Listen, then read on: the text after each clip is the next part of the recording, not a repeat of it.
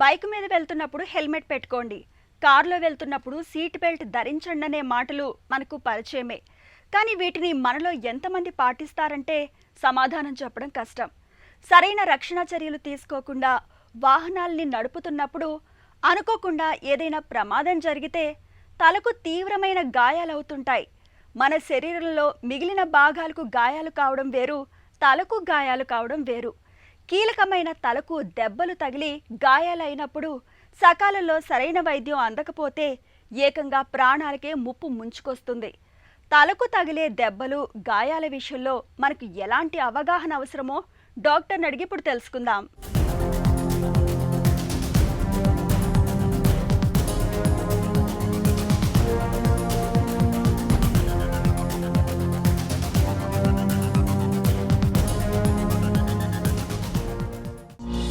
Head injuries ఎన్ని రకాలుగా ఉంటాయి? హెడ్ ఇంజురీస్ తీసుకున్నట్లయితే అది వైడ్ రేంజ్ ఉంటుందండి.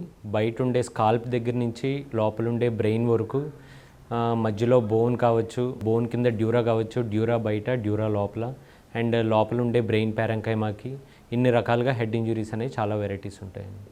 అందులో కొన్ని రకాలు చెప్పినట్లయితే స్కాల్ప్ మీద స్కాల్ప్ ఇంజురీస్ కావచ్చు, బోన్కి వచ్చినట్లయితే క్రేనియల్ ఫ్రాక్చర్స్, అండ్ బోన్ లోపలికి వెళ్ళినట్టయితే ఎక్స్ట్రా డ్యూరల్ హెమటోమా అని, డ్యూరా లోపల సబ్ డ్యూరల్ హెమటోమా అని, సబర్కనాయిడ్ హెమరేజ్ అని, ఇంట్రాసెర్బ్రల్ హెమరేజ్ అని, ఇంట్రావెంట్రికులర్ హెమరేజ్ అని, ఇన్ని wide range of head injuries అనేటివి ఉంటాయి.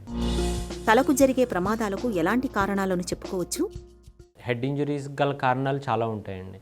అందులో మేజర్ కారణం ఏది ఉంటుందంటే రోడ్ ట్రాఫిక్ యాక్సిడెంట్, అందరికీ తెలిసినట్టే.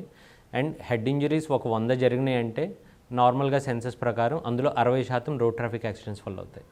అండ్ ఇంకా మిగిలిన అందులో ఒక 30%, 25 నుంచి 30% పైన నుంచి హైట్స్ నుంచి కింద పడినప్పుడు తగులుతూ ఉంటాయి. ఇంకా వేరే అదర్ రీజన్స్ ఏముంటాయి, అదర్ కారణాలు వచ్చేసి కొట్లాత వల్ల, లేకపోతే తనంతట తాను కళ్ళు తిరిగి కింద పడి దానివల్ల తగలడం వల్ల ఇలాంటివి జరుగుతూ ఉంటాయి. తలగాయాల్లో మెదడుకు ప్రమాదం జరిగిందని ఎలా తెలుస్తుంది?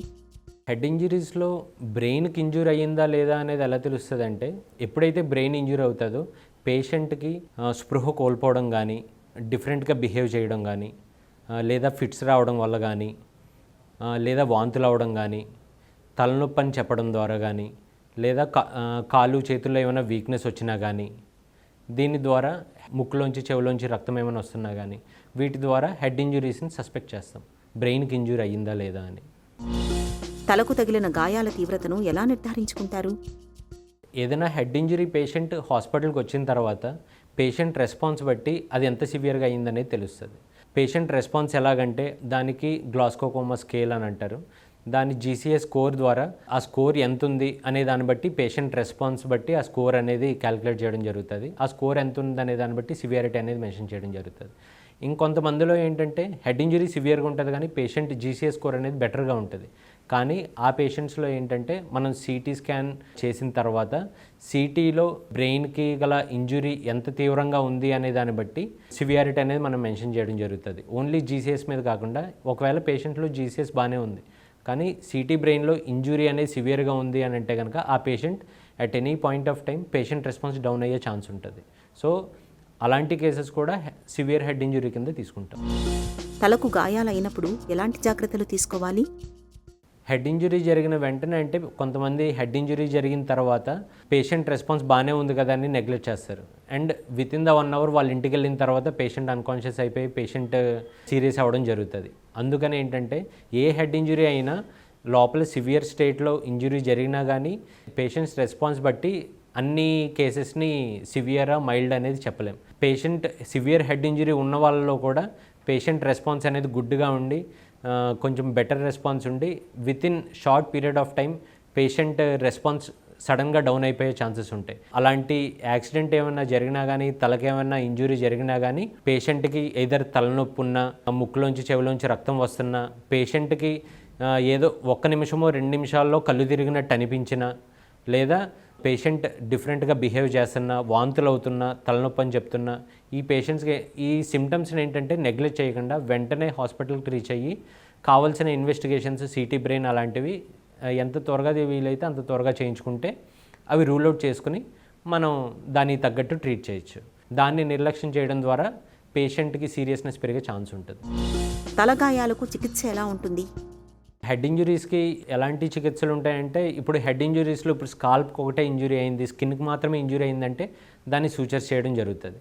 అండ్ లోపల బోన్ ఫ్రాక్చర్స్ అయినాయి అంటే ఆ ఫ్రాక్చర్ అనేది ఎంత తీవ్రంగా ఉందనే దాన్ని బట్టి ట్రీట్మెంట్ ఉంటుంది. అండ్ ఏ ఏరియాలో ఉంది అనే దాన్ని బట్టి ట్రీట్మెంట్ ఉంటుంది. అండ్ దానికి ఆపరేషన్ ద్వారా చేయడం అనేది జరుగుతుంది, అండ్ మందుల ద్వారా తగ్గించడం కూడా జరుగుతుంది.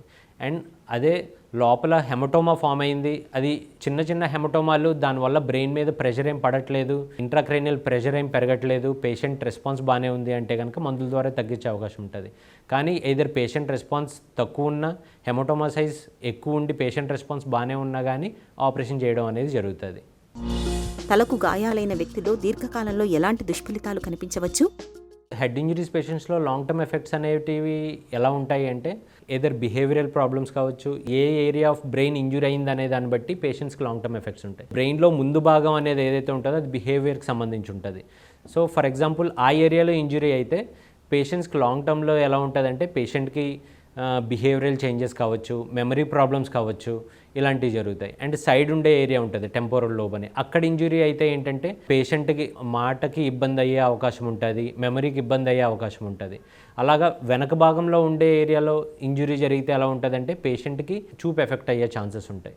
అండ్ ఏ ఏరియాలో ఎఫెక్ట్ అయినా కానీ at any point of time పేషెంట్స్కి ఫిట్స్ వచ్చే అవకాశం ఉంటుంది. ఇలాంటి లాంగ్ టర్మ్ ఎఫెక్ట్స్ అనేటివి పేషెంట్స్కి ఉంటాయండి. తలకు తగిలే దెబ్బలు, గాయాలు ఎప్పుడైనా మనకు ప్రమాదమే. తలకు దెబ్బలు తగిలినప్పుడు రక్తస్రావం జరుగుతున్నా, ఒకవేళ రక్తస్రావం జరగకపోయినా సరే వెంటనే ఆసుపత్రికి వెళ్ళి వైద్య సాయం పొందడం అన్ని విధాల మేలు.